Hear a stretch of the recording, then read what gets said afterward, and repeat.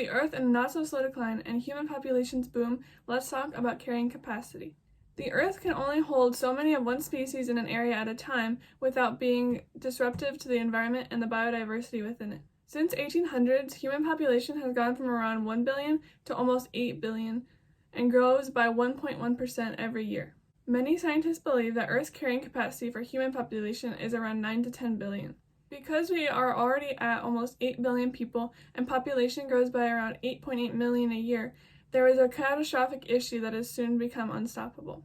Population has a way of capping itself off that is represented by an S-curve. After a population reaches the red dotted line, the population growth will either dive back down to repeat the pattern later, or it will level off and maintain a level of steady growth. Let's say, for example, a population of deer.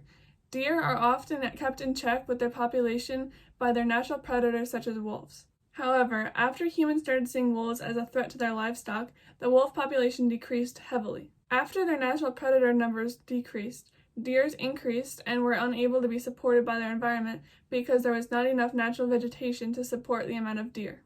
This is represented by the middle of the S-curve with a fast growth in population right after. The Earth has only so many resources that can be provided to sustain life. According to the Australian Academy of Science, the average American uses 3.3 times the amount of food needed to survive and almost 250 times the amount of water. According to these numbers, if every human on Earth lived like the average middle-class American, the carrying capacity of Earth would only be 2 billion. While these numbers are staggering, there are ways to help individually and locally. If we begin to understand our contributions to the cycle, we can reduce our impacts by a significant amount.